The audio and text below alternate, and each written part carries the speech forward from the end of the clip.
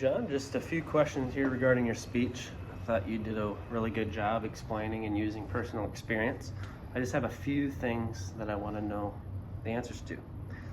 So, in regards to people living together before marriage, do you think that if couples live together before marriage as a quote trial run, it is setting them up for failure? I ask this because if you're going in on a place together with finances, the possibility of having kids if something happens, is that setting them up for failure without that solid commitment?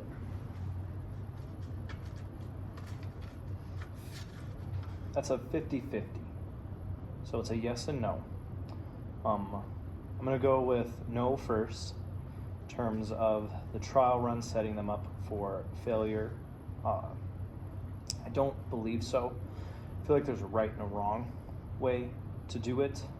That's something that you would have to communicate with your partner, which would come from having the trust in them and the trust there, being able to put you two in the same house and live together. I would say yes in terms of the children aspect of it or the finance aspect of it. But if you go in and you're not married and you don't have a joint bank account and you do sexual activities in a safe way, and you don't finance a car together, don't buy a house together, that would all be something that should be saved for marriage. But in terms of a trial run setting up for failure, I do not believe it sets you up for failure. I believe it sets you up for opening your eyes up to your partner, their intentions, and vice versa, or maybe more important, it opens your partner's eyes up to your intentions. Okay. So I mentioned my speech and you're asking me about, do you see living together before marriage as just temporary? Because I said when I think of dating, it sounds temporary. Okay, so if you look up what's the number one cause to divorce or ending relationships, 75% of couples say it's lack of commitment. Dating, it's kind of hard to say what your commitment is. Some people date to have sex, some people date to have a good time, go out and have some fun to be with. Without that marital commitment of you're my best friend and we also have intimate relations, without that commitment, do you think that's temporary if you're just dating? Again, going back to my previous answer, I think that is something that has to be spoken on in regards to what your intentions are. There are some people out there that are looking for a good time Sally, to put it lightly. And there are some people out there that are wanting to live together and promising marriage. And I mentioned in my speech, South Dakota, there's a common law marriage. So after 7 years, by law, you are legally married. That can go so far as marriage without courts and church, so eloping. It's just a commitment you have to make with your partner. And so yes, some people would consider dating as hookup culture or just fun for 7 months, 12 months, 10 years, whatever you want to call it. But I don't believe that it sets you up for failure. I think that sometimes people just don't get along, and after that trial run, as I would say, that's when that 25% left right there are able to decide that they want to be married and live together forever. Okay.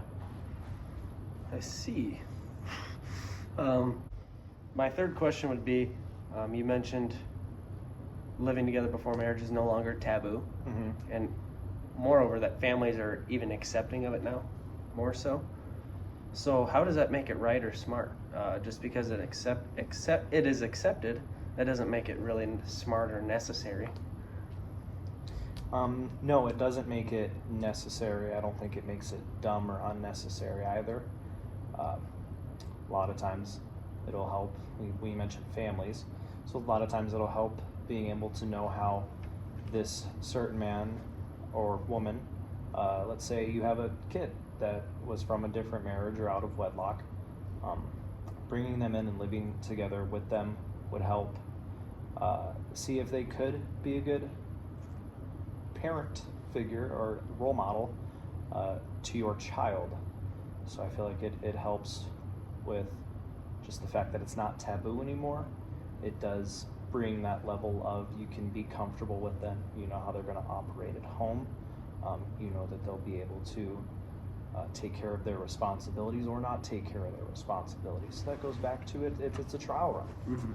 And I think that would be what makes it smart, knowing if they do their dishes, they wash their own clothes, if they shower. So the reason that I enjoy that it's not a taboo anymore is because you're not just getting thrown into the ring and having to fight it out. If you just start to experience after marriage, after living together, after that loyalty, after that commitment, the covenants between you and the person and God, if you realize that they're just not a good person, and I'm sure a lot of the people that back then that would have 3 or 4 divorces back in the 60s, that would be something that happened to them. They just stopped being with their parents. You know, I know people that, or stopped being with their partner. I know people that have been married for 6 months and never lived together before and got divorced because, yeah, he didn't take care of himself or she didn't take care of herself. Okay. How do you foresee the divorce rate stats in the future if people cohabituate more before marriage, more over the future? So how do you see those stats going? Because I think you mentioned that you foresee people to live more together. Like you brought up the stat from 2000 versus 1972, I believe it was, of the alarming amount of, well, not alarming, Yeah, but it was 500,000. The census was 500,000 couples had lived together before marriage, and then a 2000 census, over 5 million couples had lived together before marriage. Nowadays, the divorce rate's 56%. Okay. So what do you have to say to that, to where now people are living together more before marriage? So I don't know the divorce rate of, I don't know if the divorce rate now is comparable to the divorce rate of, let's say, 1975, kind of where I got that stat from, the mid-70s. I don't know if I see the divorce rate changing. I think divorce is just something that happens that'll come into play based on jobs, career, family, sickness. Sickness and in health is one of those vows that you say, but I've seen it a few times or heard of it a few times where that doesn't really make too much of a promise through sickness and health. You know, I'll always be with you. So I guess I don't really see the divorce rates changing at all. I would see it hanging around that 50%, but I don't see it going any higher based on premarital cohabitating. Okay. My last point of concern for me was, you know, it seems as though your stats are trying to make living together before marriage sound okay or to justify it. So what do you say to the divorce rate of 34% or 1/3 of couples that live together before marriage divorcing? And that begs another question. Is marriage even necessary nowadays, or is it outdated? Personal opinion, marriage is not necessary. I don't think that the public speaking on the vows makes a partner any more loyal. Many people will see it differently. I see it as, no, if you're going to be loyal, then you're going to be loyal. A 30% divorce rate for couples that, you said, that's what you said, right? It's 34% divorce rate for couples that live together before marriage. A third. That's not that bad. I don't believe that's that bad of a divorce rate. I feel like any statistic you can bring up or any reason for that statistic that you could bring up would hang probably around the 30 to 40%. So yeah, I don't see that as too bad of a percentage. I think it'll only help. I think it'll help the divorce rate because you won't get married. There won't be a divorce rate.